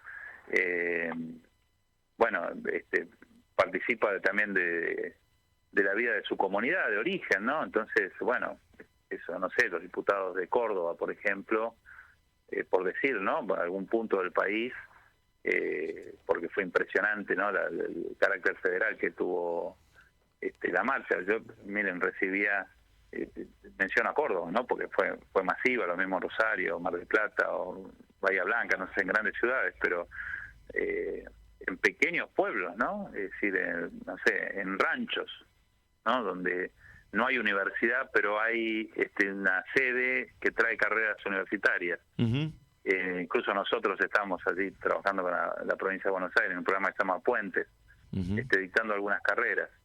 Y en estos días hubo inauguraciones por parte del gobernador también del programa Puentes en algunas ciudades. Y ahí, que es una localidad pequeña que tiene, no sé, 10.000 habitantes, la gente se manifestó, ¿no? Y había algunos con la identificación de nuestra universidad, lo cual nos emocionaba muchísimo pensar tan lejos de acá, en ranchos, por citar algunos, ¿no? Pero así te puedo nombrar un montón de pequeñas localidades, o localidades no tan grandes, tampoco es que sea pequeña, con 10.000 habitantes, pero que tienen un centro universitario y tienen posibilidades allí de seguir cursando, seguir su proyecto de educación superior y que adherían al paro, ¿no? Y al paro no, bueno, hubo un paro de hecho porque las universidades salieron a la calle, pero adherían a la marcha, pero así te puedo decir, no sé, en la provincia de Buenos Aires, ciudad de Tandil, Azul, Olavarría, no sé, donde está la UTN, en todos los lugares donde está la UTN, en San Nicolás, es decir, fue algo muy, muy extendido y muestra lo que es la universidad pública en nuestro país, ¿no? O sea, el abanico territorial que tiene a todo lo largo y lo ancho del país. Bueno, Arnaldo, querido, yo te agradezco enormemente la posibilidad de charlar con vos, de que nos ilustres con la experiencia del Gran Buenos Aires. Decíamos antes de hablar con vos que Varela de repente tiene un enorme equipo de fútbol que pelea campeonatos, un enorme hospital de alta complejidad y una universidad de excelencia, con lo cual, y en todo, no sé si en el equipo de fútbol, pero en el resto ha tenido que ver, así que ha sido un salto hacia adelante de Varela, en que en la mayoría de las cosas has tenido protagonismo, así que te queremos agradecer, reconocer el trabajo que hacen en Varela. Sí, bueno, gracias, y aclaro algo, ¿no? Porque nosotros estamos aquí en Varela, pero territorialmente hay una calle que nos divide con Berazategui. Sí, claro. Y vamos a tener, ya tenemos una pequeña sede en Berazategui, vamos a tener sede en Berazategui, que está proyectada, y somos territorialmente Varela y Berazategui, ¿no? Y bueno, nuestra zona de influencia incluye Quilmes, Brown, y somos una universidad nacional que vienen estudiantes de todo el país, ¿no? Pero bueno, eso es lo lindo que tiene ser una universidad nacional. Somos universidad petrolera, por ejemplo, y somos 5 públicas y privadas petroleras nada más en el país, y bueno, tenemos estudiantes de Neuquén, de Salta, de distintos lugares, y bueno, eso es lo lindo que tiene la universidad pública. Así es. Bueno, un enorme abrazo, Arnaldo, y... Lo mismo, Gastón. Gracias. Hasta pronto. Un abrazo, hasta pronto. Hasta pronto.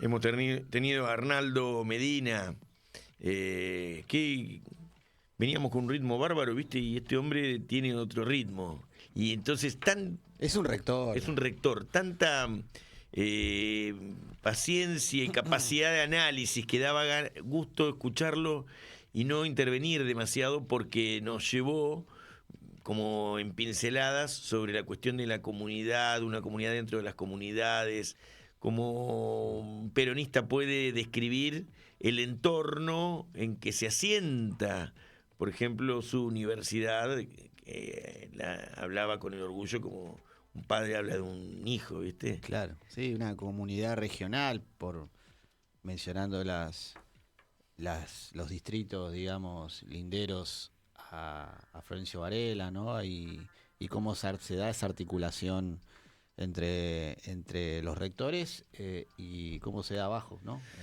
Así es. Ayer en la movilización hubo una columna de la provincia de Buenos Aires, tenemos fotos, y bueno, hablando de Varela... estuvo el intendente Watson, y me saqué una foto con Watson.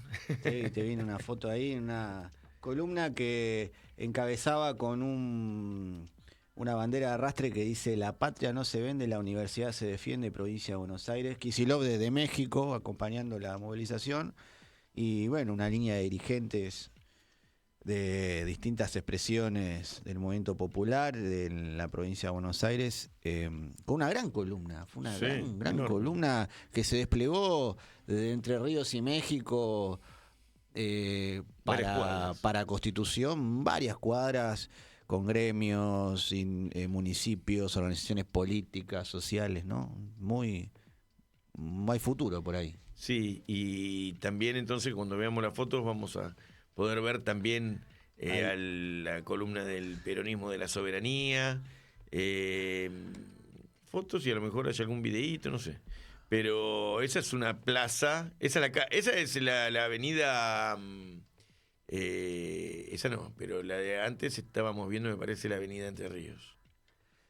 El gobierno, el protocolo que aplicó, ahí está, quiso... vallaron, mejor dicho, los accesos a la Plaza Congreso por Entre Ríos y por Callao. Claro. Y entonces lo que lograron es una gran foto donde se desplegaban las cientos de miles de personas por las dos avenidas, perpendicular a la Plaza Congreso, que además también desbordó de atrás del escenario hasta Sáenz Peña y más todavía, Avenida de Mayo. Por lo tanto, eso es la postal de la marcha que estamos viendo ahora en imágenes. Así que no han podido, no hay protocolo, no hay ningún mecanismo que pueda, como decías vos recientemente, hace un rato, poder doblegar tanta masividad. ¿Qué pasa con el protocolo? Es otra de las cosas en las que ha tenido que mover para atrás la pieza principal, porque si bien no es el rey blanco, tuvo que mover, no sé si es la reina o el alfil, digamos, blanco, que tuvo que mover para atrás también y ponerse en posición defensiva. Quedó mal parado el alfil, que es esta señora Patricia Bullrich. Escuchaba, creo que en una entrevista, que decía: hemos modificado el protocolo para una cosa lavada, decía cualquier cosa, digo, para justificar un cierto repliegue con relación al protocolo que no funciona en movilizaciones masivas como esta. Hay ahí un retroceso, digamos. Movilizaron todas las tropas porque estaban desplegadas en un radio más grande. Claro. Gastaron guita. En un acto recontra pacífico, alguno intentó hacer alguna acción, una estupidez, quemaron un tacho. Pero nadie le dio bola, la gente siguió andando y no pudieron, si querían hacer algo en el repliegue, como hacen en todas las actos, no lo pudieron hacer. Y lo que hace Bullrich es quedar como muy escasa de argumentos, porque con esto que inventaron de que Delía decía que iba a haber acciones, etcétera, intentaron meter miedo, ¿no? No sé si Delía dijo algo, pero pusieron en boca de Delía su propia voluntad de establecer un proceso represivo, por lo menos previamente, pero en realidad fue para desmovilizar al estudiantado. Claro, y además, empiezan a aparecer encuestas y demás, pero hay un clima de que la sociedad empieza a valorar nuevamente la movilización social, popular, es decir, esta idea de que el gobierno terminaba con las movilizaciones, el principio de año empieza a aparecer una idea de que, bueno, ayer en las movilizaciones, a mí me tocó también estar en una acción sindical por los despidos en el Estado, que fueron de asientos el viernes pasado, y los autos tocaban bocina, acompañaban el reclamo, los reclamos, porque después confluyó en la marcha universitaria, pero cierta tendencia a empezar a valorar la movilización popular. Esto es como, al pueblo le gusta la torta, comer torta y comer dulces. Y le gustó siempre comer torta y comer dulces. Y un día dijeron que la torta y los dulces eran malos para la salud. Entonces que había que hacer dieta. Entonces la gente dejó de comer torta y de comer dulce. Pero cuando vos volviste a comer torta y comer dulce, te empieza a gustar y te acelera la necesidad, las ganas de ir a los azúcares y a las harinas. Claro. Entonces aquí hay un proceso parecido. La sociedad empieza a gustar de ir a la calle, no porque esté aburrida en su casa, sino porque empieza a verse que lo que dijo Milei, todo lo que prometió, salud, no comer, la receta histórica de que te da endorfinas, que son los chocolates y el dulce de leche. Entonces vamos a tener endorfinas de otra manera. Y después nos vinieron las endorfinas, no vino la felicidad, no vino el buen momento. Entonces, claro, con el ajuste, con el achicamiento de consumir cosas, vos no merecías comer torta como no merecías tener aire acondicionado o irte de vacaciones. Entonces la gente empezó a decir, pero que nunca más voy a vacaciones. Y además, esa es la clase media. ¿Qué? ¿Nunca más voy a comer? Vos me estás diciendo que voy a hacer Australia, pero yo no estoy pudiendo comer toda la que tengo que comer todos los días. No solamente yo, porque puedo comer una galletita y un té, pero ¿y mis hijos? ¿Qué va a pasar con mis hijos? Entonces empieza a haber un clima de salir del miedo, de los primeros escenarios de represión del protocolo, y salir de la anomia a la movilización. Todavía sin bronca, es una movilización pacífica, y además va a ganar el movimiento estudiantil, como lo dijo recién Arnaldo, ¿viste? Vamos a tener ley, pero el año que viene vamos a tener que seguir peleando por la ley. Totalmente. El ajuste pega para arriba, para abajo, para los costados, a los pibes, a los viejos, pega a los laburantes, pega por todos lados, pega a las familias argentinas, al abuelo, al hijo, al jefe de hogar, a la jefa de hogar. Esta es una política de hambre, de miseria y de entrega de soberanía que golpea al 95% del pueblo argentino, digamos. Entonces hay que construir un gran frente nacional con todos los sectores agredidos para derrotar a Milei, derrotar su política económica, derrotar su política de ajuste, y me parece que en ese camino estamos. Así es. Se va configurando entonces un nuevo imaginario, no solamente una nueva realidad. El nuevo imaginario, el león con la cara de Milei pasa a ser un burro con la cara de Milei, producto de que el hombre atacó la educación y que además no entiende de que hay que avanzar y retroceder, negociar, ir para los costados, moverse como una conducción que ama a su pueblo y que entonces no es que le quita a su pueblo, sino que le ofrece alternativas.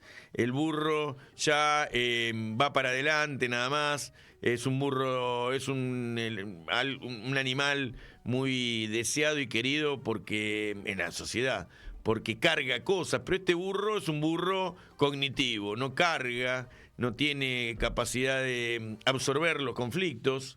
Este burro tiene problemas con que se encapricha y si no le hacen caso se enoja. Se enojó ayer. Nosotros, antes de irnos, vamos a revisar lo que sucedió con el boletín oficial que emitió este hombre. Son 7 páginas, está publicado a partir de hoy. Y el decreto es 879 del 24. No han decretado mucho este año. No. Mirá que el número de decretos no ha trabajado demasiado. Solamente han hecho, sí, cosas grandes con la ley bases, con lo que le dieron formateados ya los grupos económicos. Pero después no ha habido actividades en los ministerios, porque a esta altura del año el decreto sea 879 del 24, una postilla al pasar, pero me está pasando que ya noto estas cosas. Pero luego de decirlos, considerando algo parecido en los argumentos a todo lo que fue dicho durante el acto de él el otro día y cuando va al Congreso, son más o menos los mismos argumentos, un poco más dibujados, tiene 3 articulitos nada más. El artículo 1 dice: obsérvase en su totalidad el proyecto de ley registrado bajo el número 27757. El segundo artículo dice: devuélvase al Congreso de la Nación el proyecto de ley mencionado en el artículo anterior. Y el tercer artículo es el artículo de forma, que es, archívese, etcétera. Comuníquese y archívese. Con lo cual estamos ante un artículo, ante una pieza también del estilo Milei, que además de arrancar diciendo veto. 7 hojas de considerando y 3 artículos. Claro, 6 hojas 6 y media de considerando y 3 articulitos. Los considerandos va detallando artículo por artículo, claro, de la ley universitaria, de la ley de financiamiento universitario. No lo vamos a leer porque además aburriríamos, no es radial y menos televisivo, menos para un streaming. Pero sí tenemos que considerar que son los argumentos, es el espíritu del gobierno que dice que hay que ajustar, achicar el gasto y va en consonancia con lo que han planteado para las empresas del Estado, para las distintas áreas donde ha apretado el zapato y ha ajustado. Con esto te quiero decir que, diciendo que Arnaldo Medina dijo que el año que viene vamos a tener que discutir lo mismo en la universidad, pero teniendo en cuenta que Milei ya anunció que el año que viene hay que ajustar el doble de lo que se ajustó este año, si esto no es un jaque, el de hoy, y si lo que viene no es un escenario de derrumbe del plan de este muchacho que hace unos meses dijo que iba, hace un mes, dijo que iba a duplicar el ajuste y ya no lo puede hacer. ¿Qué es un jaque? ¿Me querés decir? ¿Qué es? Y por ahí hay que discutir con otro el año que viene. No sabemos. Yo tengo la sensación de que esto no da para más. No da para más. Bueno, si llegaste hasta acá, te gustó el programa, te pareció que vale la pena seguir viéndolo, te tendrías que suscribir, te proponemos, nos ayuda a nosotros a que te suscribas, nos ayudas a que pongas la campanita, toque la campanita porque eso te va a notificar, que ponga me gusta porque eso nos mueve en el algoritmo y hace que otros puedan verlo. No solamente suscribirte a Peronismo sin Gradualismo, que es el programa nuestro, sino que suscribirte a Radio con Aguante, que es la radio que aloja este programa, la radio donde nosotros estamos felices de estar haciendo lo que hacemos. Estamos con gente muy piola, gente que nos ha recontra aguantado en todo este periodo y que nos ayuda también cuando venimos con algunas desprolijidades. Nahuel, hay que reconocer que tenemos a veces que Radio con mejorar. Aguante tiene un equipo de primera, los compañeros operadores.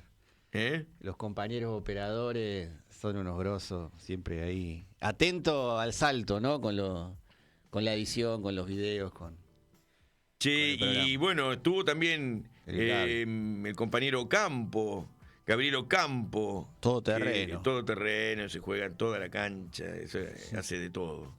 Bueno, Marcos Delgado en la operación técnica y Luciano Guerra en controles nos han aguantado, nos han ayudado y bueno, con ellos vamos haciendo de a poco un equipo, de a poco porque nosotros tenemos que aprender a jugar en equipo, ellos son grandes, son buenos jugadores de equipo. Un abrazo para todos y para todas. Viva Perón, viva la patria. Radio con Aguante. Piezas